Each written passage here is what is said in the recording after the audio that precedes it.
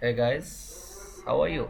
I'm back with another exciting video, which is how you can change the display refresh rate in Windows 10. If you think that your refresh rate is slow or fast, then you can change it. So for that you have to go to the start option, then go to settings. Okay, after coming to settings, you will see an option called systems.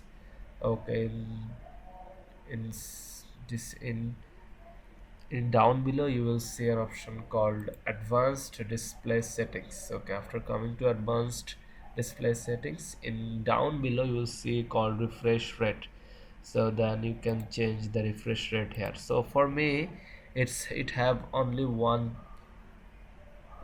option. So for you it might be different. It might have the multiple options as well. So for my PC, it can't be more than 60.049. So that's why I have only one options. For you it can be multiple options. So in this way you can change your display refresh rate on Windows 10. So thanks for watching.